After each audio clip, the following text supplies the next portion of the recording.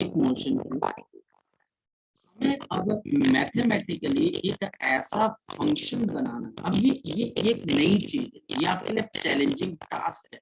और ये टास्क ये है कि मुझे मैथमेटिकली कोई ऐसी चीज बना देनी है जिसमें आपका ऑसिलेटरी मोशन कवर हो जाए, जिसमें आपका एसएचएम कवर हो जाए, और जिसके अंदर आपका पीरियोडिक मोशन तो कवर होना ही होना चाहिए। यानी कि मैथमेटिकली हम किसी चीज को रिप्रेजेंट करते हैं। जैसे मैं बोलता हूँ किसी चीज के दो रूट्स हैं तो वो क्वाड्रेटिक इक्वेशन। कभी भी कोई पर्सन अगर आपको क्वाड्रेटिक इक्वेशन देता है तो आपको समझ में आ जाता है कि इसके दो रूट्स हैं, दो वैल्यूज आपके पास पॉसिबल है, ये हमारे पास आ जाते हैं क्वाड्रेटिक इक्वेशन। अच्छा, एक और चीज, अगर मैं यहाँ पर मैथमेटिक्स के बच्चों को बोलूं कि x square plus y square is equal to r square, क्या अगर मैं मैथ्स वाले बच्चों को बोलूं कि x square upon a square plus और y square upon b square is equal to 1, यहाँ पर मैथ्स वाला बच्चा समझ पाता है कि ये मैं क्या लिखना चाह रहा हूँ, ये मैं क्या लिखना चाह रहा हूँ, एक सर्कल की इक्वेशन। इस दुनिया के अंदर कहीं पर भी कोई सर्कल बनेगा तो वो इस इक्वेशन, हालांकि ये सबसे इजीएस्ट है, इतना ऐसा भी नहीं है कि जो ये आपके पास हर सर्कल को रिप्रेजेंट करेगा, हम कहने के लिए बोल देते हैं कि ये सर्कल को रिप्रेजेंट करेगा। जो ओरिजिनल इक्वेशन वो थोड़ी सी मैं कहूँ कि आसान होती है, डिस्टॉर्टेड है। जैसा मैं शुरुआत में बात हुई थी कि सर आपकी आवाज डिस्टॉर्टेड आ रही है। और हमारे पास ये किसकी इक्वेशन है, ये हमारे पास किसकी इक्वेशन, ये किसकी इक्वेशन है हमारे पास, बोलो। तो ये हमारे पास एक एलिप्स की इक्वेशन है। We have a circle, we have a ellipse, मेरे पास एक सर्कल है और साथ ही साथ मेरे पास यहाँ पर एलिप्स भी आ जाए, तो ये एलिप्स को रिप्रेजेंट करता है ऊपर सर्कल को। तो ऐसी मैथमेटिकली क्या इक्वेशन हो, दिमाग तो काम करेगा ना, मैथमेटिकली ऐसी क्या इक्वेशन हो जो कि पीरियोडिक मोशन को बताए और फिर पीरियोडिक मोशन के साथ साथ वो ऑसिलेशन या सिंपल हार्मोनिक मोशन को भी वो रिप्रेजेंट करते। तो पहली रिक्वायरमेंट तो हमारे पास क्या आ जाती है कि भाई पीरियोडिक मोशन या पीरियोडिक फंक्शन। हाँ बोलो बोलो बोलो। डिस्टॉर्शन सही नहीं हुई सर अभी? एक मिनट रुक जा, एक मिनट मैं देखता हूँ होगी सर, होगी। वो तेरी आवाज को चाह रहा था ना, वो बोल रहा था कि जगजोत एक दो बारी करे तो फिर वो डर गया। जगजोत तेरे से डर गया या मुझसे डर गया? मैं बोला मैं देखता हूँ, तो बंदा बोलता नहीं यार पाजी गलती होगी। अच्छा, पीरियोडिक फंक्शन, जो बच्चा हमारे पास विच रिपीट्स, देखो 2 से 3 चीजें थी हमारे पास जिसको बोलते हैं कि repeat itself, which repeat itself after a certain interval of time, after a certain interval of time, या certain interval भी अगर हम बोल दे तो भी हमारा काम बन जाता है। मतलब कोई ऐसा मैथमेटिकल फंक्शन जो कि टाइम के ऊपर डिपेंडेंट है, पहली तो बात कि वो टाइम पे डिपेंडेंट है और मेरे पास इसकी वैल्यू अगर टी टाइम पर कुछ आ रही है तो यही वैल्यू कैपिटल टी टाइम के बाद भी रिपीट हो जानी चाहिए। ये हमारे पास क्या आ जाएगा, टाइम इंटरवल। ये हमारे पास यहाँ पर आपके लिए क्या आ जाता है, टाइम इंटरवल। और इसको हम समझ सकते हैं जैसे घड़ी की सुई है, तो आप बोलते हो कि सर करीबन 12 आवर्स के बाद यही टाइम हो रहा होगा, मतलब कि आज शाम को भी 7:10 होंगे तो घड़ी की सुइयां वहीं पर होंगी, तो वो पीरियोडिक है, यानी कि वो हमारे पास पीरियोडिक है। और कैपिटल टी वहां पर मेरे पास 12 आवर्स आ जाएगा, तो हम बोलते हैं कि पीरियोडिक है। जैसे अगर आप स्कूल में जाते हो तो एक लेक्चर होता है, एक पीरियड होता है बच्चे 40 मिनट्स का, 40 मिनट्स के बाद दोबारा एक पीरियड आता है, तो वो जो कैपिटल टी है वो टाइम इंटरवल है, आफ्टर विच ये बच्चा हमारे पास एक वैल्यू को क्या कर जाएगा, रिगेन कर जाएगा। कुछ भी आपके पास हो सकता है, कुछ भी आपके पास यहाँ पर हो सकता है कि फॉर एग्जाम्पल टी टाइम के बाद किसी फंक्शन की वैल्यू मेरे पास 3 है, तो आपके पास यहाँ पर किसी एक पर्टिकुलर टी टाइम के बाद, कैपिटल टी टाइम के बाद भी इसकी वैल्यू 3 हो जाती है। बीच में आपके पास वैल्यू चेंज हो रही है पर एग्जैक्टली कैपिटल टी के ऊपर आकर इसकी वैल्यू 3 के बराबर हो जाती है। तो ये एक तो ये पीरियोडिक फंक्शन है और ये कैपिटल टी हमारे पास क्या बन जाता है, इसका टाइम इंटरवल या फिर हमारे पास टाइम पीरियड। तो अब बच्चा बोलता है सर इसका मतलब क्या हुआ, तो हम बोलते हैं कि इसका मतलब ऐसा हुआ जैसे कोई पर्सन सर्कल में चल रहा है। जैसे कोई पर्सन अगर मेरे पास सर्कल में चले तो क्या होता है जरा बताओ। अगर कोई भी पर्सन सर्कल में चलता है, मान लो कि ये सेंटर ओ है, वो यहां से चलना शुरू करता है और मान लो कि किसी टी टाइम के ऊपर वो यहाँ पर पहुंचा हुआ था, किसी टी टाइम के ऊपर, और यहाँ से वो अपनी मोशन को देखना शुरू करता है, आगे चलता है, आगे चलता है, इस सर्कुलर ट्रैक पे वो आगे चलता जा रहा है, आगे चलता जा रहा है, और वो पूरा सर्कल गोल घूमकर आपके पास यहाँ पर पहुंच गया आफ्टर अ टाइम। मुझे भी पता है कि सर्कल जो आप घूमते हो उसके अंदर टाइम पीरियड क्या होता है, कैपिटल टी, यानी कि टी के ऊपर ये यहाँ पर था और ये आपके पास था, और कैपिटल टी टाइम के बाद भी ये यहीं पर पहुंच जाता है। तो ये हमारे पास क्या है, पीरियोडिसिटी है। इसको हम बोलते हैं पीरियोडिसिटी, यानी कि पीरियोडिसिटी मतलब इसका रिपीट होना। और फिर हमको समझ में आता है कि जैसे सर्कल में हम घूमते हैं तो बार बार हम वही वैल्यूज गेन करते हैं, जो वैल्यूज हमको पहले भी असाइन हो चुकी है। तो कहीं ना कहीं सर्कुलर मोशन का और पीरियोडिक फंक्शन का कोई ना कोई एक इन डेप्थ हमारे पास रिलेशन होना चाहिए। चलिए देखते हैं क्या रिलेशन हो सकता है। हम बात करते हैं यहाँ पर दो इंपॉर्टेंट चीजों की, एक मेरे पास जिसको हम बोलते हैं साइन ऑफ थीटा, और दूसरा मेरे पास यहाँ पर क्या आ जाता है, कॉस थीटा। साइन थीटा और कॉस थीटा की एक बड़ी खास बात आती है बच्चे, ये हमारे पास हार्मोनिक फंक्शन है या फिर पीरियोडिक फंक्शन है।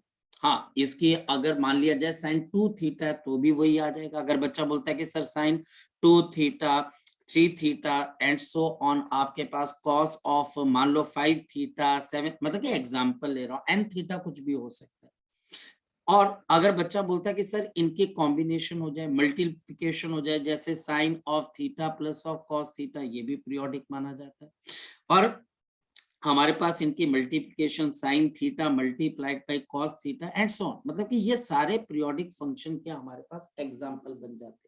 क्योंकि अभी हम अगर देखें तो साइन ऑफ 30 डिग्री की वैल्यू, और मैं आपको बताऊं sine of theta plus of 360 degree, इन दोनों की वैल्यू आपके पास क्या होती है, सेम होती है।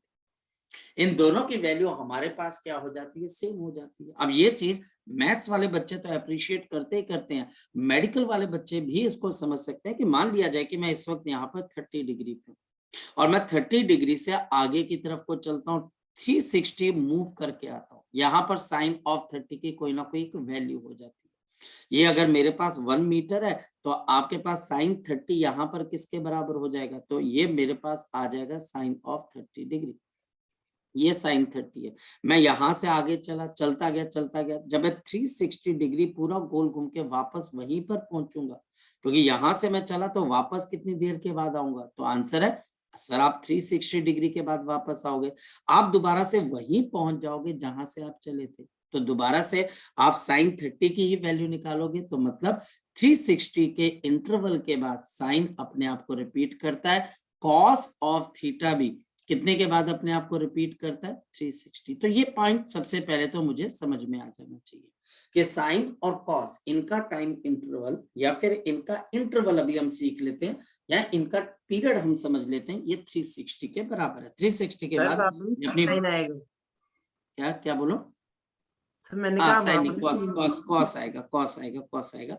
तो हमारे पास यहाँ पर ये कॉस भी अपने आप को क्या करता है, रिपीट करता है। तो cos of theta is equal to cos of theta plus of मेरे पास 360, बिल्कुल सही चीज है, क्या हमारे पास की अपनी वैल्यू को रिपीट करता रहता है। तो इसका मतलब साइन थीटा एक पीरियोडिक फंक्शन है, कॉस थीटा पीरियोडिक फंक्शन है। अगर आप इस थीटा को किसी नंबर से मल्टीप्लाई करें पीरियोडिक फंक्शन है, अगर ये प्लस या माइनस करे पीरियोडिक फंक्शन है, मल्टीप्लाई करे तब भी पीरियोडिक फंक्शन है। बट लेकिन ध्यान रखना sine theta upon cos theta, या फिर बच्चा हमारे पास टेंजेंट थीटा, या फिर हमारे पास सीकेंट थीटा, या फिर हमारे पास कोसेकेंट थीटा, या फिर हमारे पास कॉट ऑफ थीटा, ये पीरियोडिक नहीं, ये पीरियोडिक नहीं, यह हमारे पास बिल्कुल भी पीरियोडिक फंक्शन की कैटेगरी में नहीं आते। और क्यों नहीं पीरियोडिक फंक्शन की कैटेगरी में आते, इसका रीजन, और इसका रीजन है क्योंकि इन सब की वैल्यू इन्फिनिटी को टच कर जाती है। तो इन्फिनिटी को टच करेंगे तो हम ऑसिलेशन कैसे बता देंगे, क्योंकि ऑसिलेशन में तो बॉडी क्या करती है, एक फाइनाइट पॉइंट से एक फाइनाइट पॉइंट की तरफ को प्रोग्रेस करती है। तो ये पीरियोडिक फंक्शन नहीं है, क्योंकि इसकी वैल्यू इन्फिनिटी को टच कर जाती है, और उसको समझना और किसी ऑसिलेशन को समझाना कि वो इन्फिनिटी पे चलेगी, ये तो बड़ा इलॉजिकल हो जाता है।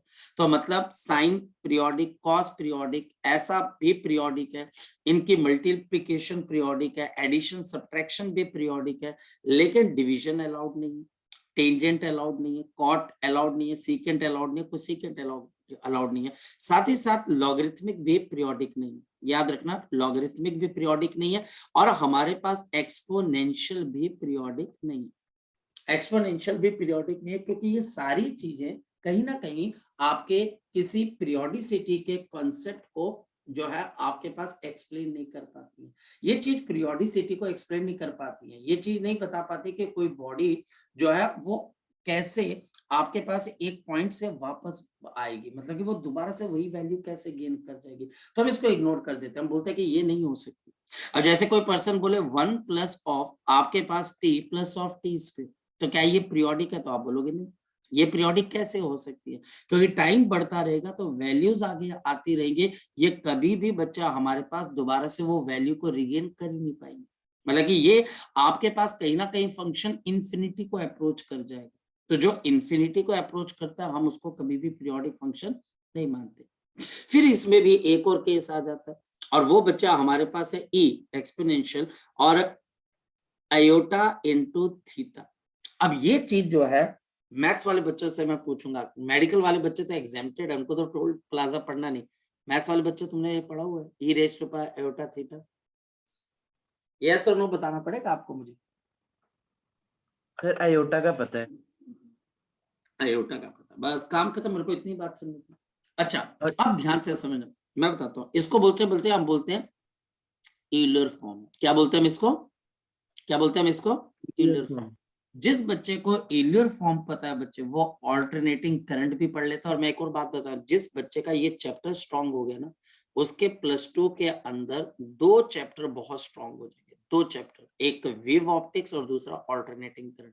और बच्चों से जब पूछा जाता है कि +2 में आपको कौन सा चैप्टर मुश्किल लगता है, तो बच्चा बोलता है ऑल्टरनेटिंग करंट। सर न्यूमेरिकल नहीं होते। नीट में इस बारी बम क्वेश्चन डाला हुआ था उन्होंने, जो है आपके ऑल्टरनेटिंग करंट का। रीजन क्या है? क्योंकि वो यहाँ पर एक तो क्या होता है कि जब +1 के एंडिंग होती है तो टीचर भी बोल देता है कि यार टाइम में, बच्चा भी शोर मचाने लग जाता है, अरे सर ये ऐसा है, टेस्ट आने वाले ऐसा है। टीचर बोलता है अच्छा फटाफट आप करो, काम खत्म करो इसके अंदर से। तो वो जो वीक रह जाता है, अब किसी बच्चे से पूछो, बोलेगा मेरा +1 सब कुछ ठीक भी है अगर, तो वो बोलेगा ऐसा SHM नहीं हो पाए। चलो खैर उस पर चलते हैं। E raise to power iota. अब यहाँ पर मेडिकल वाले बच्चे को पता नहीं है आयोटा क्या था। आयोटा हमारे पास क्या होता है? √-1। इसको बच्चे हम क्या बोल देते हैं? आयोटा बोल देते हैं। और ये हमारे पास यहाँ पर यूलर फॉर्म क्या हो जाती है? देखने में ये आपको एक्सपोनेंशियल फंक्शन लग रहा है, लेकिन ये एक्सपोनेंशियल नहीं है। इसको बच्चे अगर हम बोले तो ये हमारे पास यहाँ पर क्या बन जाता है? cos of theta plus of iota into sine of theta. ठीक है, तो ये हमारे पास इसकी क्या शॉर्ट वर्जन है, cos theta plus iota sine theta. और क्योंकि यहाँ पर आयोटा आ चुका है, आयोटा हमारे पास आ चुका है यहाँ पर, ये वाला फंक्शन आपके पास क्या बन जाएगा? पीरियोडिक। तो ये देख लेना आंखें खोल के। अगर वो आई को यूज करे, काके किसको यूज करे? आई को। हालांकि फिजिक्स वाले आई को यूज नहीं करते, हम जे को यूज करते हैं। लेकिन अगर मैक्सिमम केसेस में देखें तो टीचर इतना ध्यान नहीं देता, वो आयोटा से चला देता है। तो अगर ई की power plus minus iota theta है, तो वो एक्सपोनेंशियल फंक्शन अगर वो टीचर आपको दिखाना चाह रहा है तो बेसिकली वो पीरियोडिक है, वो बच्चे आपके पास नॉन पीरियोडिक नहीं। क्लियर होगी इतनी बात?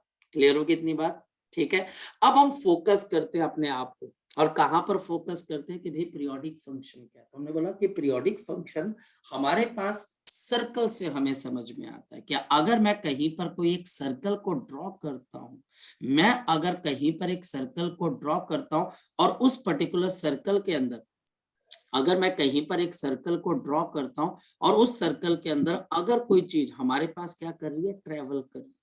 अगर उसके अंदर हमारे पास कोई चीज ट्रेवल कर रही है तो वहां से मुझे पीरियोडिक फंक्शन समझ में आता है। जैसे कि ये मेरे पास एक बॉडी चलना स्टार्ट हुई, ये बॉडी आगे की तरफ को ट्रेवल कर रही है, ये देखिए आगे की तरफ को ट्रेवल की।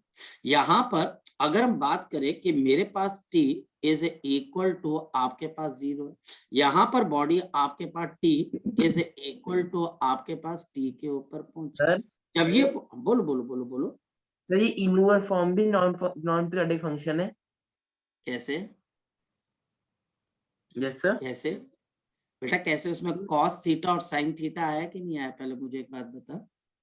बस सर उसमें आयोटा भी है ना सर?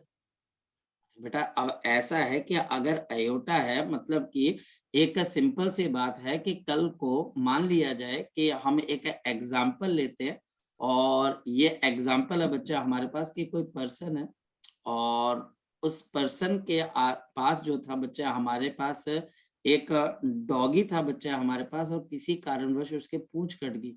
उसने बोला कि अब ये मेरा डॉगी नहीं रहा, अब ये मेरा पिग बन गया, तो उसको बनाना ठीक रहेगा कि उसकी पूंछ छोटी होगी या कुछ ऐसा हो गया, हाँ या ना?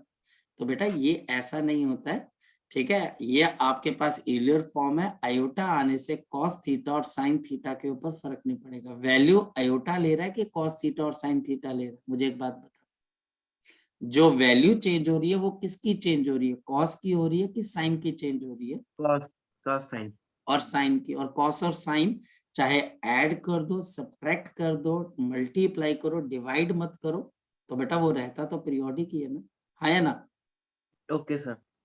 ठीक है। तो वहां पर हम डिस्कशन, देखो डिस्कशन करने के लिए हमारे पास बहुत सारी चीजें होती है। पॉइंट ये कि हम क्या उस डिस्कशन को के अंदर बच्चे डेप्थ में जाकर हमें कोई फायदा होगा? मतलब कि हम उसको अगर फायदा पे बात देखी जाए तो हमारे को कोई फायदा नहीं होगा, क्योंकि उससे इलियर फॉर्म एक तो बड़ा ही बहुत बढ़िया कॉन्सेप्ट है। इलियर फॉर्म अगर आप किसी पर्सन को बोले तो मेरे को लगता है फिजिक्स सब कुछ है इसमें। इसमें आप बहुत सारे रिजल्ट्स निकाल सकते हो, बता सकते हो। यूलियर फॉर्म, यूलियर खुद में एक बहुत बड़े साइंटिस्ट थे और उन्होंने काफी मैथमेटिक्स में काम किया। एक छोटे बच्चे को अगर आप यूलियर फॉर्म पे बेस्ड बहुत सारे क्वेश्चन करवा सकते हो, जो छोटा बच्चा है 5वीं 6ठी क्लास का, उसको बहुत मजा आएगा। अब उसको अगर यूलियर फॉर्म के ऊपर या यूलियर की मैथमेटिक्स पढ़ा, बहुत अच्छा लगेगा उसको। खैर हम यहाँ पर फोकस करते हैं। तो कोई पर्सन हमारे पास यहाँ पर इस सर्कल में ओमेगा से रोटेट कर रहा है, तो इस सर्कुलर मोशन के अंदर जो हमारे पास मोशन हो रही है, इस मोशन के अंदर अगर हम देखें तो मेरे पास मेरी एंगुलर स्पीड ओमेगा के बराबर है। तो एंगुलर स्पीड हमारे पास किसके बराबर है? दिस इज ओमेगा रेडियन पर सेकेंड। ये ओमेगा रेडियन पर सेकेंड। आल्सो बच्चे हमारे पास इसका जो टाइम पीरियड है, एक रेवोल्यूशन को जो टाइम लगता है वो टाइम पीरियड है। उस टाइम पीरियड को हम यहाँ पर कैपिटल टी सेकेंड से आप डिनोट कर सकते हैं। ये कौन सा टाइम है? ये वो टाइम है जब ये पार्टिकल पूरा सर्कल कंप्लीट करेगा। लेकिन यहाँ पर तो बॉडी 0 से लेके टी के बीच में चल रही, और ओमेगा और टी के बीच में फ्रॉम द सर्कुलर मोशन क्या रिलेशन निकल कर आता है बताओ? फ्रॉम द सर्कुलर मोशन मेरे पास ओमेगा की वैल्यू किसके बराबर है बताओ? शाबाश। It is equal to 2π/t। Circular motion से मुझे एक बात समझ में आती है कि ओमेगा आपके पास किसके बराबर है? 2π/t के बराबर है। From this circular motion this omega is equal to 2π/t। And therefore, अब ध्यान से समझते हैं, देयरफॉर अगर मैं एंगल बोलूं कि मैंने कितना एंगल कवर किया, तो एंगल कवर आपके पास है जैसे डिस्टेंस कवर किया। जैसे डिस्टेंस स्पीड इनटू टाइम होता है, वैसे जो मैं एंटी क्लॉकवाइज एंगल कवर कर रहा हूँ थीटा, वो थीटा आपके पास किसके बराबर आ जाएगा? That theta will be equal to omega into t. Distance is equal to speed into time.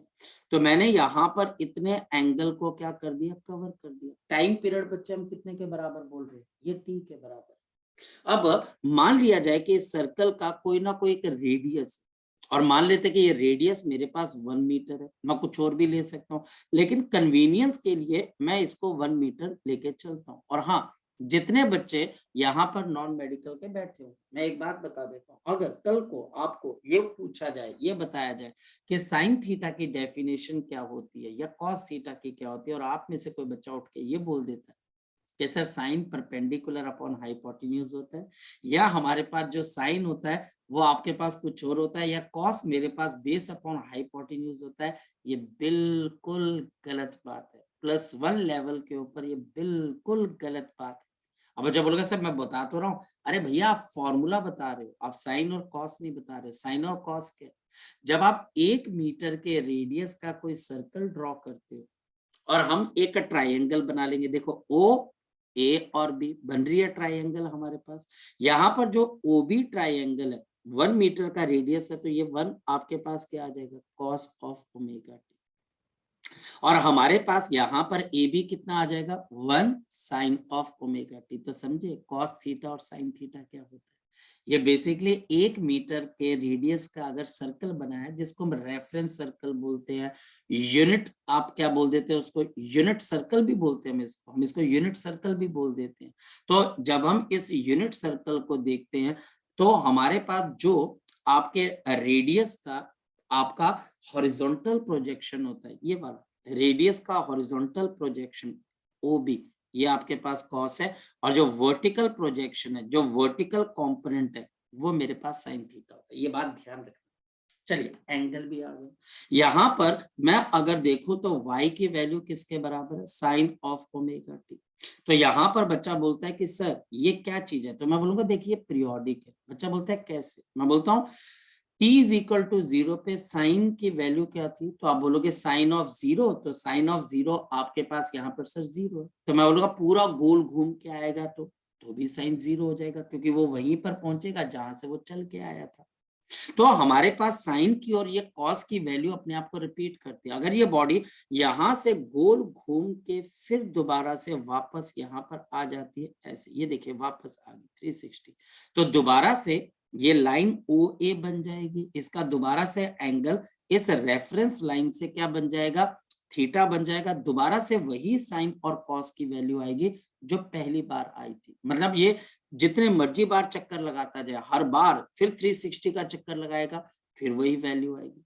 तो मतलब साइन या कॉस ये 2 पाई के बाद अपनी वैल्यू को क्या करती है, रिपीट करती है। तो मैं क्या लिखूंगा, देखो साइन ऑफ आपके पास ओमेगा टी है, तो मैं यहां पर क्या लिख दूंगा, ये अपनी वैल्यू को रिपीट करता है after a certain interval of time. तो यहां पर इसका मतलब जो चीज साइन ओमेगा टी पे आ रही है, वही चीज बच्चा हमारे पास टी टाइम के बाद भी अपने आप को क्या कर रही है, रिपीट कर रही है। तो हमारे पास ये अपने आप को यहाँ पर क्या कर जाती है, रिपीट कर जाती है। तो ये ओमेगा टी है, तो ये अपने आप को क्या कर जाएगा, रिपीट कर जाएगा। ये ओमेगा टी 2 पाई के बाद, आई एम सॉरी यहाँ पर एक मिनट, ये 2 पाई के बाद अपने आप को क्या कर जाएगा, रिपीट। तो ये जो ओमेगा टी है बच्चे, अब हम इसको एक स्पेशल नाम देते हैं। ये जो ओमेगा टी है इसको हम फेज बोलते हैं, सिर्फ ओमेगा टी को फेज। ये ओमेगा टी है जिसको बच्चे हम यहाँ पर अब किस नाम से जानेंगे, फेज के नाम से। फेज कंप्लीट इंफॉर्मेशन देता है। फेज बोलता है कि फेज आपके पास ओमेगा टी एक कंप्लीट इंफॉर्मेशन देता है। जैसे जैसे आप टी की वैल्यू को चेंज करते जाओगे तो फेज चेंज होता जाएगा और साइन की वैल्यू भी चेंज होती जाएगी। तो हमारे पास ये फेज ऑफ ट्रिग्नोमेट्रिक फंक्शन होता है। दिस इज द फेज जो कि कंप्लीट इंफॉर्मेशन देता है। किस टाइम पर आपके पास साइन की वैल्यू क्या होगी, और साइन की वैल्यू अगर पता है तो वाई की वैल्यू क्या होगी, वो हमको फेज से पता लगता है। तो ये 2 पाई के बाद अपने आप को रिपीट कर, तो इसका फेज रिपीटेबल है। अच्छा अब इसमें से क्या कॉमन निकाल लेते हैं, देखिए ओमेगा, क्योंकि मुझे टाइम चाहिए, तो ये टी प्लस ऑफ यहाँ पर अगर मैं ओमेगा कॉमन निकाल दूंगा तो 2 पाई बाई ओमेगा। अब अगर हम पीछे की तरफ को देखें तो हमारे पास टाइम पीरियड क्या होता है, देखो जरा, टी में हम क्या ऐड करते हैं, कैपिटल टी, और अगर वैल्यू अपने आप को रिपीट करती है तो हम उसको क्या बोल देते हैं, टाइम पीरियड। इसी तरीके से यहाँ पर टी में बताओ क्या चीज ऐड हो रही है आपके पास, बताओ 2 पाई बाई ओमेगा। तो हम ये बोलेंगे साइन का टाइम पीरियड आपके पास किसके बराबर होता है, साइन का टाइम पीरियड आपके पास कितने के बराबर आ गया, 2 पाई बाई ओमेगा। ये हमारे पास आंसर आ गया, ये हमारे पास आंसर आ गया।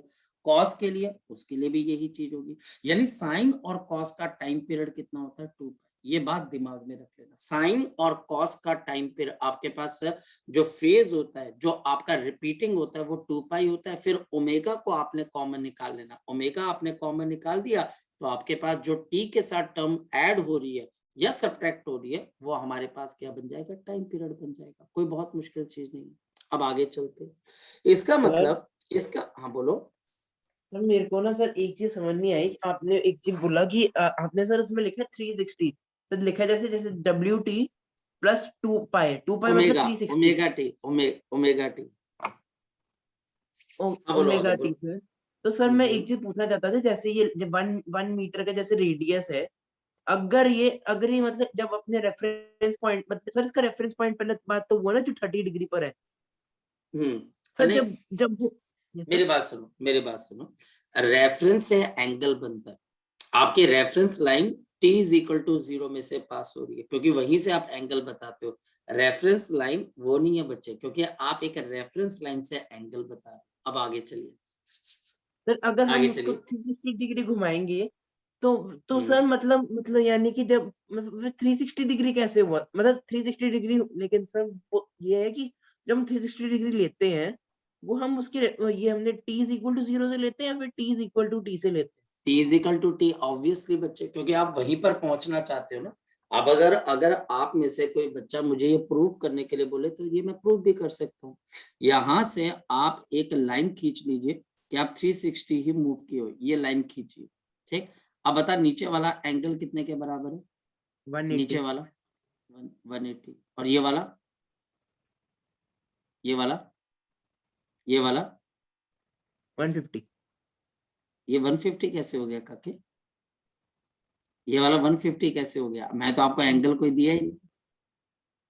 चलो अच्छा, आप आपको ये 30 एंगल डिग्री दिया मान नहीं? के चल रहे हो, आप 30 डिग्री मान के चल रहे हो। Okay, yes sir. चलो, तो 150 आ गया। 150 और नीचे क्या बोला आपने? 180, 180। तो 180 प्लस 150 कितना होता है? 330। 180, यस सर। यहां से लेके यहां तक t इज इक्वल टू 0 तक आपके पास कितना आ गया? 330 प्लस 30 330, ऊपर, और तो बताओ कितना मूव कर गया आप? 360। फिर बात तो सेम है। Okay sir. क्यों नहीं मूव किया आप 360 से? और 360 पे आपके वैल्यू रिपीट हो रही है ना? Yes sir. ठीक है। अब प्रॉब्लम ये सर है, फिजिक्स वालों को प्रॉब्लम यही आती है कि मैथ्स पढ़ाना पड़ जाता है बीच में थोड़ा सा। तो हाँ, बोल आगे बोल। सर ये पूछना था कि जिसमें आपने जैसे इस क्वेश्चन में आपने एंगुलर एंगुलर वेलोसिटी को सर कॉमन ले लिया सर, हमने अब अगर हमें भी कोई क्वेश्चन ऐसे आता तो हमें भी कॉमन लेना पड़ेगा सर। डेफिनेटली कॉमन लेना पड़ेगा बच्चे, क्योंकि ओके सर। आपको टाइम पीरियड चाहिए ना। यू वांट कि वो कितने टाइम के बाद अपने आप को रिपीट कर रहा है। हमारे लिए एंगल इंपॉर्टेंट तो है, पर फिजिक्स के लिए टाइम पैरामीटर है। एंगल से ज्यादा जरूरी टाइम पीरियड है, कि वो कौन सा टाइम है जिसके बाद ये पीरियोडिक फंक्शन बन रहा है, वो कौन सा टाइम इंटरवल है जिसके बाद साइन अपने आप को रिपीट कर रहा है 2π/ω। मैं तेरे को बहुत सारी टेक्निक्स बताऊंगा जैसे ये क्वेश्चन, मैं इससे भी इजी टेक्निक बताऊंगा। हालांकि टीचर इसको नहीं देखेगा, टीचर जो अभी मैंने मेथड बताया उसको नहीं देखेगा। टीचर ने सिंपल वन लाइनर उसको आंसर चाहिए। और मैं आपको बताता हूँ ये वन लाइनर आंसर आता कैसे, मैं बताता हूँ।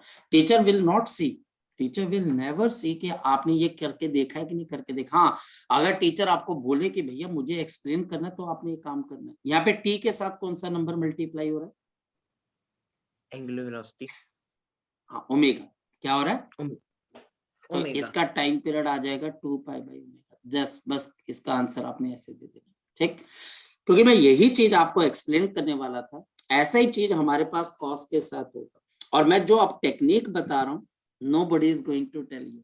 ठीक है, क्योंकि जो टेक्निक मेरी है, उस टेक्निक से आप बच्चे दुनिया का हर क्वेश्चन कर सकते हैं, और वो आपके टिप्स पे ऊपर होगा। बाकी जनता परेशान होगी, लेकिन आप बोलोगे ले अभी मैंने क्वेश्चन को सॉल्व कर दिया। आपने आपको पेन उठाने की जरूरत नहीं होगी, आप क्वेश्चन को सॉल्व कर दोगे। जैसे अब टीचर मुझे बोलता है find the time period of sine of, आपके पास आ जाता है 2ω t, कॉस ऑफ 3ω t। हमारे पास कॉस ऑफ 3ω t, इसका टाइम पीरियड बताना है।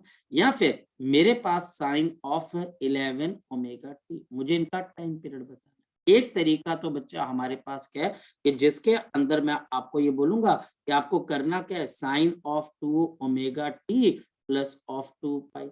फिर आपको इसमें से कॉमन क्या निकालना पड़ेगा? 2ω। तो t प्लस ऑफ 2π/2ω।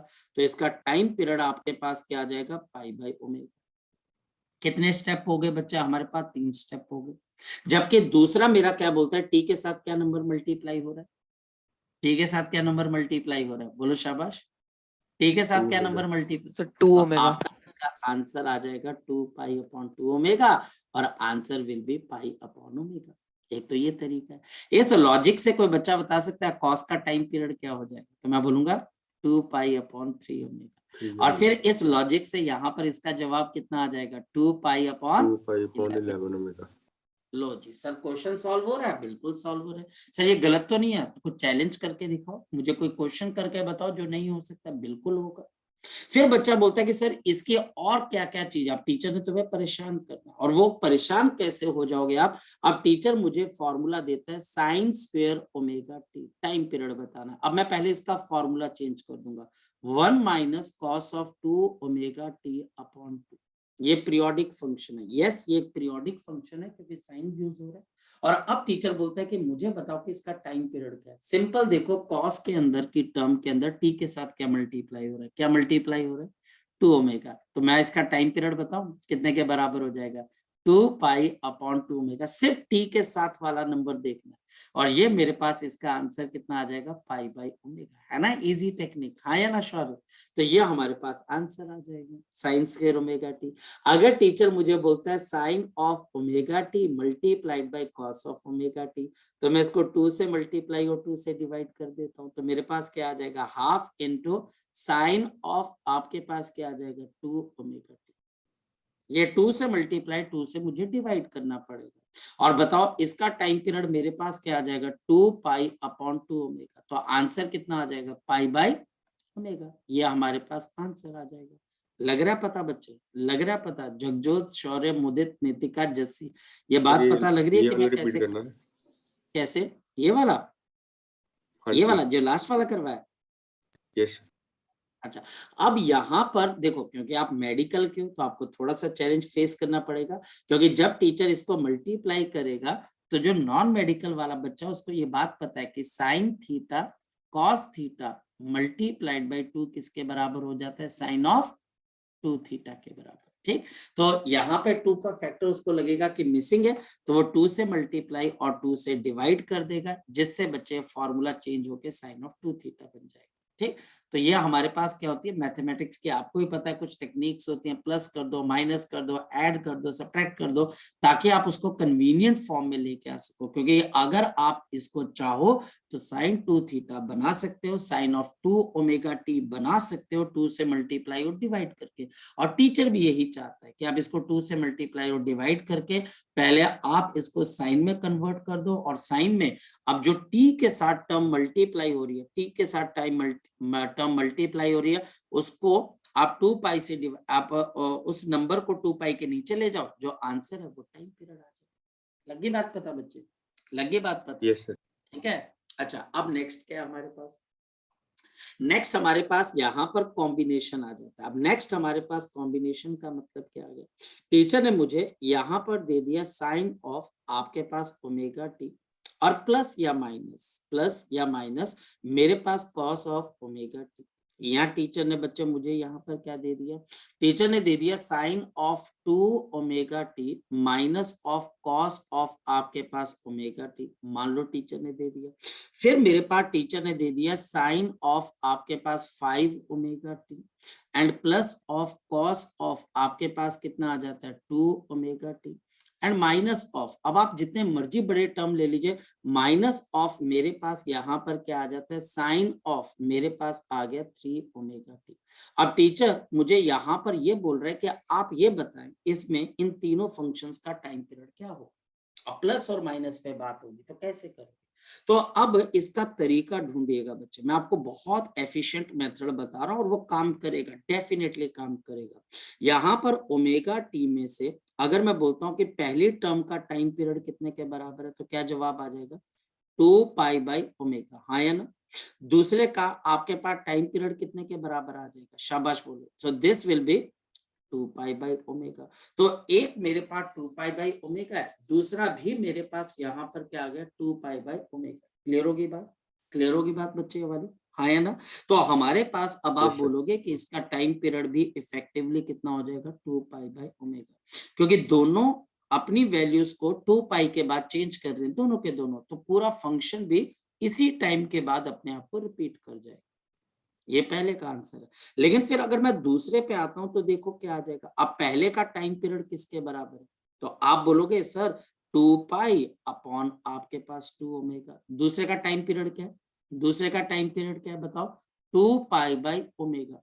अब देखो बच्चे, फंक्शन ने अपनी वैल्यू को चेंज करना, फंक्शन ने अपनी वैल्यू को चेंज होना है। सपोज कि एक घर के अंदर लोग जो है किसी फंक्शन पे जाना चाहते हैं, और बच्चे फंक्शन के अंदर एक आदमी बड़ी जल्दी तैयार हो गया, दूसरा आदमी भी जल्दी तैयार हो गया, लेकिन एक पर्सन है जो बहुत देर के बाद अपने आप को तैयार करता है, बहुत लेट तैयार होता है। तो बताओ, लोग जो वहां के लोग हैं बच्चे, उस घर के पर्सन्स है, वो फंक्शन के लिए कब निकलेंगे? नंबर 1, जब आपके पास जो पर्सन सबसे पहले तैयार हुआ उस टाइम से, जो बड़ी जल्दी तैयार हुआ उसकी वजह से, या जो सबसे ज्यादा टाइम ले रहा है, सबसे बड़ा टाइम ले रहा है उसकी वजह से?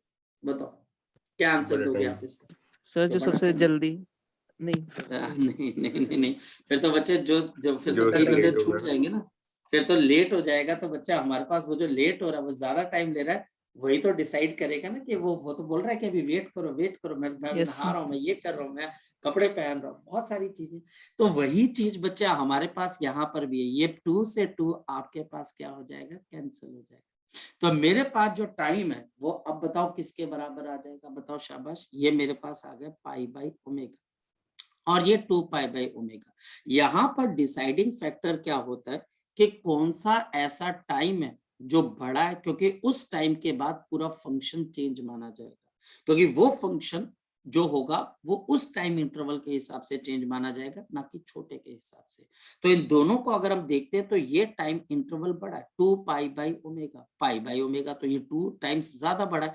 तो इसका जो टाइम पीरियड होगा वो हमारे पास क्या आ जाएगा? 2 पाई बाई ओमेगा। ये बड़ा लॉजिकल सी बात है कि बड़ा टाइम इंटरवल ही तो डिसाइड करेगा कि अब देखो पूरा फंक्शन चेंज हुआ, अब देखो पूरा फंक्शन चेंज हुआ। छोटे के हिसाब से थोड़ी ना चेंज होगा, बड़े के हिसाब से चेंज होगा। जैसे कि अगर टीचर ने ये मुझे पहली 3 टर्म्स दे दी, तो बताओ इसका टाइम पीरियड टीचर पूछेगा। मैं आपको सब एनसीईआरटी की प्रॉब्लम करवा रहा हूं। पहले का टाइम पीरियड कितने के बराबर है? तो आप क्या बोलोगे? 2 पाई बाई 5 5 ओमेगा। ओमेगा। दूसरे का टाइम पीरियड कितना आ गया? 2 पाई बाई, 2 पाई आपके बाई पास ओमेगा। कितना आ जाएगा? 2 ओमेगा। तीसरे का टाइम कितने के बराबर आ जाएगा? 2 पाई बाई, जल्दी बोलो, 3 ओमेगा। मुझे इन तीनों के अंदर से सबसे बड़ी टर्म चाहिए कि सबसे बड़ी टर्म कैसे, वो कैसे पता लगेगा? मैं बताता हूँ। टी के साथ जो सबसे छोटी टर्म मल्टीप्लाई होगी, सबसे छोटी टर्म जो मल्टीप्लाई होगी, इवेंचुअली बच्चे वो हमारे पास यहाँ पर बड़ा टाइम इंटरवल देगी। जो अगर मैं आपको बात कह रहा हूँ, अगर वो तुम्हारे भेजे में आ रही है तो बहुत इंटरेस्टिंग काम हो जाएगा, फिर तो आपको और भी आसान हो जाएगा टाइम पीरियड निकालना। यहाँ पर 2 ओमेगा, 5 ओमेगा, 3 ओमेगा, सबसे छोटा नंबर कौन सा है? 2 ओमेगा, तो वो डिनोमिनेटर में जाकर सबसे बड़ा नंबर आपके पास डेवलप कर देगा। तो ये टाइम सबसे बड़ा होगा और ये टाइम आपके पास क्या हो जाएगा? सबसे छोटा हो जाएगा। तो इसका टाइम पीरियड हमारे पास किसके बराबर आ जाएगा? पाई बाई ओमेगा के बराबर। तो ये भी एक तरीका है। तो मैं बच्चों को बोलता हूं कि आप कन्वीनियंट मेथड पे जाए, बजाय आप इसमें 2 पाई को ऐड करें। मैं आंसर वैसे भी निकाल सकता हूँ। पहली बात, उसमें कंफ्यूजन ज्यादा, और दूसरी बात बच्चों, उसमें बच्चा कॉन्फिडेंस लूज कर जाता है कि यार ये क्वेश्चन मैं निकाल नहीं पा रहा हूँ, ये क्वेश्चन मैं देख नहीं पा रहा हूँ। मेडिकल वाले बच्चों को खासकर लगता है कि ये प्रॉब्लमेटिक है, वो उस क्वेश्चन से दूर भागता है, जबकि वो क्वेश्चन इतने मुश्किल होते नहीं। जैसे मेरे पास अब मान लिया जाए कि मैं आपको एक क्वेश्चन देता हूँ, और मेरा क्वेश्चन क्या है? बड़ा सिंपल सा है कि मैं यहाँ पर आपको बोलता हूँ साइन ऑफ 6 ओमेगा टी, और मेरे पास माइनस ऑफ कॉस ऑफ आपके पास आ जाएगा 5 omega T, and plus of sine of मेरे पास यहाँ पर आ जाएगा 3 ओमेगा टी। टीचर मुझे बोलता है टाइम पीरियड बताओ। अब आपको और ज्यादा नैरो डाउन करना, और ज्यादा बच्चे अपने आप को कन्वीनियंट बनाना है। इन तीनों फंक्शंस में से, इन तीनों टर्म्स में से टाइम के साथ जो टर्म मल्टीप्लाई हो रहा है, सबसे छोटा नंबर कौन सा है? तो आप बोलोगे सर 3 ओमेगा। तो इसका टाइम पीरियड आपके पास क्या आ जाएगा? 2 pi by 3 omega, and that will be your answer. सीधा आंसर निकालो, कोई आपको यहाँ पर इधर उधर भागने की जरूरत है, आप सीधा आंसर निकालो और इसका फायदा लीजिए। और ये आपको कोई नहीं बताएगा, क्योंकि किताबों में जाओगे तो वो 2 पाई ऐड कर रहा है और लास्ट में पता नहीं क्या कर रहा है। तो आपको ये पॉइंट समझ में आ गया? पहले तो बताओ टाइम पीरियड कैसे निकालना, हाँ या ना? यस। पता लग गया? चलो, तो हमको एक टाइम पीरियड निकालना आ गया, यानी कि हमको ये पता लग गया कि किस तरीके। हाँ बोलो। तो मेरे एक क्वेश्चन था, अगर अगर आ जाए साइन स्क्वायर 16 ओमेगा टी, फिर क्या होगा? क्या बच्चे? सर अगर हमें वैल्यू स्क्वायर में दी हो, फिर जैसे sign square omega T. Sign square omega T ऐसे करके बच्चे, यस सर। ये देखो बच्चे, ओके, मतलब ठीक है, क्लियर है? Okay sir, okay sir. ठीक है, चलो। सो हमारे पास साइन स्क्वायर हो, कॉस स्क्वायर हो, उन सब के वैल्यूज बच्चे आपके सब निकल जाएंगे। आपको क्वेश्चन करना चाहिए था बच्चे किसका, साइन क्यूब का। और साइन क्यूब का अब आप यस इसको सर। ढूंढ के आइएगा, साइन क्यूब का आप कैसे करोगे, ठीक है? तो उसका फॉर्मूला आपको पता होना चाहिए, फिर हम इसको डिस्कस करेंगे। तो टाइम पीरियड निकालना कोई बहुत बड़ी बात नहीं है। सबसे आपको मैंने बहुत टेक्निक बता दी है, सबसे प्रिलिमिनरी टेक्निक जो एनसीईआरटी डिस्कस करती है। फिर ये सारे क्वेश्चन आपके एनसीईआरटी के बेस्ड है, मतलब कि एनसीईआरटी को मैं फोकस करके चल रहा हूँ कि भाई एनसीईआरटी हमको यहाँ पर क्लियर हो जानी चाहिए। मैं एनसीईआरटी का क्वेश्चन उठाऊं तो मुझसे सॉल्व हो जाने चाहिए। और मैं आपको एक बड़ी मजेदार चीज बताता हूँ, नीट ने हर बार यही से क्वेश्चन उठा के दिए, एनसीईआरटी से ऊपर गई नहीं, एनसीईआरटी में से क्वेश्चन बनाकर दे दिए कि आप बताओ कि टाइम पीरियड क्या है, क्या नहीं है आपके पास। चलते अब हम आगे की तरफ। टाइम तो पीरियड हमने, में, हाँ बेटा, टाइम पीरियड में हाँ एग्जैक्टली 14.3 क्वेश्चन है, 14.3 या 14.4, बिल्कुल सही कह रहा हूं मैं आपको। देखना, और अब आप वो क्वेश्चन भी कर लोगे, आपको पता है कि ये टर्म मेरे पास दे रखी है, टाइम पीरियड कैसे निकालना है। और वो यहाँ पर जो क्वेश्चन करने वाले वो ये वाले जो मैंने लास्ट में करवाया आपको, कि आपको टीचर 2 से 3 टर्म्स देगा जो ऐड हो रही है, सब्ट्रैक्ट हो रही है, आपने सबसे छोटा नंबर देखना और 2 पाई को नीचे नंबर ले जाओ, वो आपका टाइम पीरियड हो जाए। तो काम करने का आपके पास तरीका, बाकी टर्म्स के टाइम पीरियड क्यों निकालने, आपने क्यों निकालने भाई, क्या मुश्किल है आपके पास इसमें से? सो अब मेरे पास यहाँ पर पीरियोडिक फंक्शन आ गया, और हम यहाँ पर बोलते हैं पीरियोडिक फंक्शन की एक खास बात और भी है। ये बात जो है हमको यहाँ पर समझ में आती है कि साइन ऑफ बच्चा हमारे पास थीटा, ध्यान से समझना, साइन थीटा जो हमारे पास है ये एक बड़ा मजेदार फंक्शन है, और इस बात को मैथ्स वाले बच्चे भी अप्रिशिएट करेंगे। और क्या चीज है साइन थीटा? साइन थीटा की वैल्यू पता है कहां से कहां तक वेरी करती है? साइन थीटा की वैल्यू +1 से लेके कहां तक वेरी करती है बच्चे, बताओ शाबाश? -1। -1 तक। साइन थीटा की वैल्यू +1 और -1 के बीच में लाई करती है, और इसकी वैल्यू 0 भी होती है। और हम अगर यहाँ पर इसका ग्राफ बनाए तो यह हमारे पास ग्राफ बन जाता है साइन थीटा का। ये चीज नॉन मेडिकल वाले बच्चों के लिए बहुत कन्वीनियंट है, मेडिकल वाले बच्चों को थोड़ा मुश्किल लगता है, मैं बोलता हूँ, लेकिन आप अगर थोड़ा सोचोगे तो कोई बहुत मुश्किल चीज भी नहीं। यहाँ पर ये 0 डिग्री है, मैक्सिमम वैल्यू ये कहां पर लेता है, कौन से एंगल पे लेता है? तो आप बोलोगे π/2 पे। फिर ये पाई के ऊपर दोबारा से आपके पास 0 हो जाता है, फिर ये 3π आपके पास 2 के ऊपर -1, साइन की बात कर रहा हूं, ये -1 ले जाता है, और यहाँ पर आपके पास 2π पे ये दोबारा से वापस वहीं पर आ जाता है जहां से ये चला था। इसी को तो आप यहाँ पर क्या बोल रहे हो बच्चे, टाइम पीरियड बोल रहे हो, हाँ या ना? इसी को तो आप क्या बोल रहे हो बच्चे, टाइम पीरियड बोल रहे हो, हाँ या ना? बात समझ में आ रही है? इसका मतलब मैं 2π को अगर एक टाइम पीरियड बोल रहा हूं तो यूनिट एंगल का मतलब कितना आ जाएगा, बताओ शाबाश? तो आप बोलोगे t/2π, हाँ या ना? तो इसका मतलब अगर मैं π/2 लेता हूं तो इसका मतलब क्या आ जाएगा, तो π/2 का मतलब कितना आ जाएगा, t/4। यानी कि इस π/2 को मैं t/4 लिख सकता हूँ। अगर कैसे आया t/4 पता है बच्चे? यहाँ पर मैंने t/2π को किससे मल्टीप्लाई कर दिया, π/2 से, तो पाई से पाई कैंसिल, t/4 आ गया। अगर मैं पाई मल्टीप्लाई कर दूंगा तो t/2, मैं ये 3π/2 मल्टीप्लाई करूंगा तो 3t/4, और यहाँ पर तो ये t है ही। एक तरीके से यह हमारे पास SHM को भी रिप्रेजेंट कर, सोचो कैसे। हमने ये सीखा कि SHM में बॉडी क्या करती है, मीन से शुरू करती है, मीन पे ये 0 पे होती है बच्चे, और ये एक्सट्रीम, एक्सट्रीम का मतलब +1, तो ये मेरे पास पहला एक्सट्रीम बता रहा है। सर ये -1 पे जा सकता है, बिल्कुल जा सकता है, किसी ने मना नहीं किया, लेकिन हम जनरल केस जब डिस्कस करते हैं तो हम उसको पॉजिटिव की तरफ लेके जाते हैं। तो ये मीन से हमारे पास एक्सट्रीम की तरफ गया, यानी कि +1, कितने टाइम पर पहुंचा, तो आप बोलोगे t/4। फिर ये वापस आया, ये वापस दोबारा से फिर मीन पे आया, कितने टाइम के बाद वापस आ गया, t/4 और ऐड कर दो तो t/2। फिर ये हमारे पास दूसरे एक्सट्रीम की तरफ हो गया, यानी कि -1 की तरफ, और कितने टाइम पे चला गया ये बताओ बच्चे, 3t/4, और फिर ये दोबारा से मीन के पास आ गए, यानी कि 2π। तो हमारे पास ये टाइम पीरियड टी कंप्लीट हो गया। हाँ या ना? लगी बात पता बच्चे आपको? लगी बात पता बच्चे आपको? हाँ या सर ना? लगी बात पता? हाँ बोलो, शाबाश बोलो सर बच्चे। ये T/4 T/2 कैसे है सर, ये रिपीट करना। ये देखिए बड़ा सिंपल सी बात, हमने यूनिटरी मेथड को इस्तेमाल किया, हमने यूनिटरी मेथड को इस्तेमाल किया। यूनिटरी मेथड जो हमने छोटी छोटी क्लासेस के अंदर हम देखते हैं, तो मैं पहला आपको मैथमेटिकल बता देता हूँ कि मैंने यूनिटरी मेथड को इस्तेमाल किया। हाँ या ना? अब देखते हैं मैथमेटिकली यूनिटरी मेथड क्या बोलता है। क्योंकि ये साइन थीटा है तो इसका टाइम पीरियड किसके बराबर है? टी के बराबर है। और ये बच्चा हमारे पास 2 पाई के एंगल के ऊपर आता है। हाँ या ना? ये बात समझ रहे हो बच्चे? यानी कि यस सर। अगर कोई भी साइन थीटा देखा जाए तो 2 पाई का मतलब कितना टाइम होता है? Capital T. यानी कि 2 पाई का एंगल मतलब कैपिटल टी का टाइम। तो यूनिट एंगल का मतलब कितना टाइम हो गया बता शाबाश? टी अपॉन 2 पाई। 2 हाँ या ना? करते हैं ना छोटी क्लासेस में यूनिटरी मेथड। हाँ या यस ना? सर। तो अब मेरे पास अगर मैं π/2 का एंगल ले लूंगा तो इसका मतलब क्या आ जाएगा? शाबाश। π/2 का एंगल ले लूंगा तो मतलब क्या आएगा? t upon 2 pi multiplied by π/2। तो इसको मल्टीप्लाई कर दूंगा तो बताओ कितना आ जाएगा?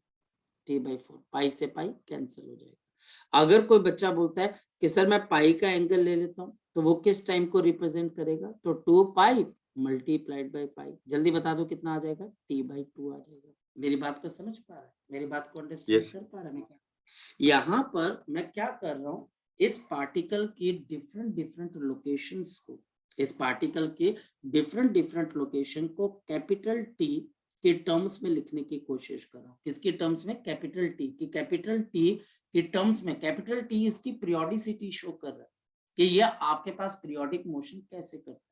और अगर मैं यूनिटरी मेथड ना लगाऊं जगजोत, मैं यहाँ पर मेथड लगा लूं जो कि आपके पास एनालिटिकल मेथड है, ज्योमेट्रिकल मेथड भी बोल सकते हो।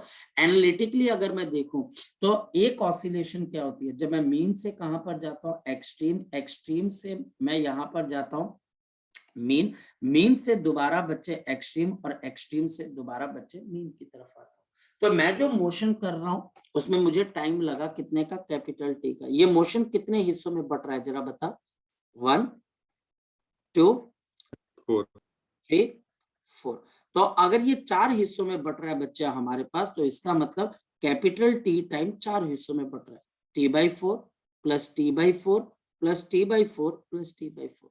तो हम यहाँ पर अगर आगे की तरफ को चलते, यानी कि मीन से मैं एक्सट्रीम की तरफ को चला, तो मेरे पास यहाँ पे t/4, मैं एक्सट्रीम से फिर मीन की तरफ को गया तो t/4 प्लस t/4, यानी कि t/4 और ऐड हो जाएगा। टाइम यहां से मेजर कर रहे, घड़ी यहां से स्टार्ट हो चुकी है तो t/2। फिर मैं मीन से आगे चला तो ये आपके पास कितना आ गया? t/4 plus t/4 plus t/4। जल्दी बता दो कितना आ जाएगा आपके पास? This will be 3t/4। और फिर मैं एक्सट्रीम से दोबारा मीन की तरफ आ गया तो फिर ये 4, एक t/4 और ऐड हो जाएगा तो 4 इंटू t/4। तो आपका आंसर कितना आ जाएगा? कैपिटल। मेरी बात को आप अंडरस्टैंड कर पा रहे हो कि हमारे पास यहाँ पर यस हम क्या चीजें निकाल रहे हैं? हम चीजों की पीरियोडिसिटी को चेक कर रहे हैं कि साइन थीटा पीरियोडिक है। और अब ये मेरी चॉइस बन चुका है, पीरियोडिक होने के साथ साथ, पीरियोडिक होने के साथ साथ ये अब मेरी चॉइस बन चुका है किसके लिए? सिंपल हार्मोनिक मोशन के लिए। क्यों? क्योंकि इसकी वैल्यू +1 और -1 के बीच में लाई कर रही है, जो कि किसको रिप्रेजेंट करेगी? काके एक्सट्रीम पोजीशन को। पीरियोडिसिटी भी अपने आप को, हर वैल्यू जो होती है वो अपने आप को क्या कर रही है? रिपीट कर रही है। हर वैल्यू अपने आप को क्या कर रही है? रिपीट कर रही है। ये आपके पास आते हुए और जाते हुए उन्हीं पोजीशंस को कवर कर रहा है, बार बार उन्हीं पोजीशंस पे आ रहा है, बार बार ये अपनी वैल्यूज को रिपीट कर रहा है, तो पीरियोडिक भी है। और इसके अंदर एक मीन पोजीशन भी है, ये 0, ये एक मीन पोजीशन भी है। तो हमारे लिए साइन थीटा या कॉस थीटा एक एग्जैक्ट फंक्शन चाहिए जो कि पीरियोडिक भी है। हम पीछे चेक कर चुके हैं 2 पाई का इंटरवल है, और साथ ही साथ ये ऑसिलेशंस को भी बता देगा, क्योंकि ये बॉडी इस फंक्शन के अंदर, इस फंक्शन से ये पता लगता है कि ये बॉडी कैसे आगे जाकर वापस आ रही, कैसे ये 0 से 1, 1 से 0, 0 से -1 दूसरी एक्सट्रीम, और फिर -1 से 0 यानी कि दोबारा से मीन। तो ये हमारे पास मीन पोजीशन बता रहा है। ये हमारे पास एक्सट्रीम पोजीशन बता रहा है और ये साइन के अंदर मुझे क्या बता रहा है, सेकंड एक्सट्रीम पोजीशन बता रहा है। क्लियर होगी ये बात क्लियर होगी, हाँ या ना बच्चे? हाँ या ना? अब हमारे पास यहाँ पर क्लियर है बच्चे? मैं आगे चलूं ना फिर इसके अंदर से, बोलो क्लियर। चलो। अब मैं यहाँ पर एक बहुत बड़ी बात लिखने लगा हूं, डिस्प्लेसमेंट इन दी एसएचएम। अगर मेरे पास कोई भी पार्टिकल मीन पोजीशन के ऊपर, और ये हमारे पास एक्सट्रीम पोजीशन है आपके पास E1, तो ये x की वैल्यू हमारे पास क्या हो जाती है, प्लस ऑफ ए मैक्सिमम। इसको भी हम नाम देंगे, कोई ऐसी बात नहीं है। और ये हमारे पास आ जाती है दूसरी एक्सट्रीम E2। यहाँ पर x की वैल्यू किसके बराबर है, माइनस ऑफ ए। यहाँ पर x की वैल्यू आपके पास है 0। देखिए डिस्प्लेसमेंट की इक्वेशन अब मुझे लिखनी है। अगर डिस्प्लेसमेंट देखा जाए तो वो हमेशा मीन पोजीशन से ही उसका डिस्टेंस देखा जाता है, चाहे बॉडी एक्सट्रीम से क्यों ना वापस आ रही है। Displacement is always measured from the mean. ये हमेशा मेजर की जाती है फ्रॉम द मीन। ये हमेशा मीन से मेजर की जाती है बच्चे, ये बात ध्यान रखना। ये कभी भी आप ये मत बोलिए कि बॉडी अगर एक्सट्रीम से आ रही है तो फिर मैं यहाँ पर एक्सट्रीम को रेफरेंस मानूंगा, नहीं। It is always measured from the mean, चाहे बॉडी मीन से आगे जा रही हो, चाहे एक्सट्रीम से मीन की तरफ को आ रही हो। तो ये बॉडी आपके पास यहाँ पर पहुंच गई, टी टाइम के ऊपर ये बॉडी यहाँ से पहुंची, t is equal to 0, suppose mean से चली और ये यहाँ पर पहुंच गई। अब मुझे इसकी इक्वेशन लिखनी है, ऐसी डिस्प्लेसमेंट जो कि बार बार वही वैल्यूज को ले, जो वैल्यूज बच्चे वो पहले भी ले चुके हैं, पीरियोडिक होनी चाहिए। उसकी वैल्यू आपके पास प्लस ए, यानी कि ये मैक्सिमम डिस्प्लेसमेंट है और इसका नाम क्या आ जाएगा, एम्पलीट्यूड। ये बॉडी एक वक्त एम्पलीट्यूड को टच करके फिर वापस है, यानी कि जैसे जैसे टाइम प्रोग्रेस करे तो ये वैल्यू बढ़कर 0 हो जाए, 0 के बाद नेगेटिव हो जाए, नेगेटिव के बाद फिर से 0 हो जाए। मेरी बात को आप समझ पा रहे हो? तो इस वजह से जब हमारे पास एसएचएम होता है तो हम उसको लिखते हैं x is equal to a sine of omega into t. अब ये चीज आपके मेमोरी में आपके इम्प्लांट हो जानी चाहिए कि मैंने अब ये याद रखना है, ये एसएचएम की इक्वेशन है। साइन को क्यों यूज किया, इसके पीछे का रीजन है क्योंकि आपको भी पता है कि t इज इक्वल टू 0 पे ये मीन पे होगा। अगर हम t is equal to t/4 ले लें, क्योंकि कैपिटल T इसका टाइम पीरियड है, तो जरा वैल्यू निकाल लेते हैं। तो x is equal to a into sine of omega. Omega किसके बराबर होता है, 2π/t, और t मैं कितने बराबर लेने के लिए बात कर रहा हूँ, t/4, यानी कि बॉडी कहां पर पहुंच चुकी है, फर्स्ट एक्सट्रीम पे। तो मैं t से t कैंसल और ये 2 आ जाएगा, π/2। साइन ऑफ π/2 यानी साइन 90 कितना होता है, साइन 90 कितना होता है 1। तो बात समझ में आ गई, ये एक्सट्रीम पे पहुंच गई। फिर हम बोलते हैं t is equal to t/2 पे, देखो ये कहां पर है, तो x is equal to a sine of, मेरे पास 2π/t मल्टीप्लाइड बाई t/2। ये कैंसल, साइन ऑफ 180, साइन 180 कितना होता है 0। अब ये पता होना चाहिए, तो बॉडी दोबारा से कहां पर पहुंच गई, मीन पे। तो मतलब हमारे पास यहाँ पर ये ऑब्जेक्ट क्या कर रहा है, ये टाइम बढ़ने के साथ साथ आगे बढ़ भी रहा है, और आगे बढ़ने के बाद मैक्सिमम वैल्यू गेन करने के बाद वापस पीछे आ रहा है, मीन पे आ रहा है। फिर अगर हम बोले कि t is equal to 3t/4 पे ये कहां पर था, तो x is equal to a sine of. यहाँ पर जो बच्चे मैथमेटिक्स के हैं ना, उनको एडवांटेज रहता है, एडवांटेज मेडिकल वाले बच्चों को भी है, लेकिन वो अभी तक इन चीजों को भूल चुके होते हैं। 3π/2, तो साइन 3π/2 यानी कि साइन 270 ये -1 होता है, तो ये माइनस ऑफ, यानी कि बॉडी कहां पर पहुंच चुके हैं, दूसरे एक्सट्रीम पे। तो वो बच्चे भूल चुके होते हैं मैथमेटिकल टूल्स को, मतलब कि वहां पर उसको लगता है कि यार मेरे साथ नाइंसाफी हो रही है। मेडिकल वाला बच्चा बोलता है सर ये चीज थोड़ी सी मुश्किल है, बोलते मुश्किल नहीं है, आप थोड़ा सा अगर रिवाइज करोगे तो आपको ये क्लियर हो जाएगा, और मेहनत ये स्ट्रगल है। तो मेरे पास x is equal to a sine of omega into t, ये मेरे पास यहाँ पर आपके लिए कंडीशन आ जाती है, x is equal to a। तो मुझे पता लग रहा है कि फेज चेंज हो रहा है, और अलग अलग फेज के ऊपर क्या आ रही है, x की वैल्यू अलग अलग आ रही है, और ये अपने आप को रिपीट भी कर रही है, प्लस a से लेके 0, 0 से माइनस a, फिर माइनस a से 0 की तरफ। और ये आपके पास ऐसी फंक्शन है जिसमें आपको मोशन समझ में आ रही है, जो पोजीशन है वो मैक्सिमम भी हो रही है, फिर 0 भी हो रही है, फिर नेगेटिव में मैक्सिमम हो रही है, फिर 0 हो रही है, तो टू एंड फ्रो मोशन हो जाता है। तो ये डिस्प्लेसमेंट की इक्वेशन, ये हमारे पास डिस्प्लेसमेंट की इक्वेशन है। जैसे टीचर मुझे यहाँ पर क्वेश्चन पूछ सकता है कि एट व्हाट टाइम आपके पास वो क्या टाइम है, at what time the displacement of the particle is a half of the maximum. The displacement of the particle is a half of the maximum. Is a half of the maximum. This is a half of the maximum. अब देखो बच्चे, हमारे पास maximum बोल सकता है, amplitude बोल सकता है, कुछ भी बोल सकता है। एट व्हाट टाइम यानी कि वो टाइम बताना है जब x की value half of the maximum a/2। यहाँ पर देखो, एज पर क्वेश्चन मेरे पास x की वैल्यू a/2 होनी चाहिए, बट x खुद किसके बराबर होती है, a sine of omega t। अब ध्यान से समझना, यहाँ पर जो बच्चे नॉन मेडिकल के हैं वो थोड़ी सी सुप्रीमेसी तो शो करते ही हैं कि उनको लगता है कि हाँ यार ये तो हमें ज्यादा आता है। a/2 is equal to a sine of omega t। a से a कैंसिल। अब बताओ साइन ओमेगा t हाफ के बराबर है, इसका मतलब क्या होता है, इसका मतलब क्या होता है, बताओ शाबाश। Sine of omega t half का मतलब क्या हो गया कि साइन का ये एंगल कितने के बराबर है, साइन का ये एंगल कितने के बराबर है, आपके पास 30 डिग्री के बराबर, तो हाफ हो जाएगा ना आपके पास, तभी तो हाफ हो जाएगा। सो देयरफॉर 30 डिग्री का मतलब होता है π/6। π/6 इज इक्वल टू आपके पास ओमेगा टी, क्योंकि ये 30 है तभी इसकी वैल्यू हाफ है। ओमेगा खुद किसके बराबर है, ओमेगा खुद किसके बराबर है, तो आप बोलोगे सर ये 2π/T के बराबर है, मल्टीप्लाइड बाय टी, पाई से पाई कैंसिल। तो ऐसा कौन से टाइम पे होगा बच्चे, तो ये 2 6 से मल्टीप्लाई हो जाएगा, टोटल टाइम पीरियड अपॉन 12, यानी कि टोटल टाइम पीरियड और डिवाइडेड बाय 12 यानी कि टोटल टाइम पीरियड क्या है। अब समझो, टोटल टाइम पीरियड हमारे पास क्या है, यहां से लेके मीन से लेके एक्सट्रीम से यहाँ से ये पूरा टाइम है, इसका 1/12 जहां पर होगा 1/12। अब 1/12 कहां पर होगा, आप ऑब्वियसली है मीन और एक्सट्रीम के बीच में कहीं पर बच्चे आपके पास इसका 1/12 होगा, वहां पर ये particle half of the maximum amplitude ले लेगा, यहाँ पर कहीं पर। तो यहाँ पर बच्चे हमारे पास ये a/2 के ऊपर आ जाएगा। तो ये क्वेश्चन ऐसे निकलते हैं, ठीक। तो इसको रिपीट कर लेना, अगर कोई आपको दिक्कत आए तो मुझे बता देना, ठीक है। और अगर कोई भी क्वेश्चन आपको मिलता है नितिका, तो मुझे जरूर बताना, ठीक है नितिका। Yes sir.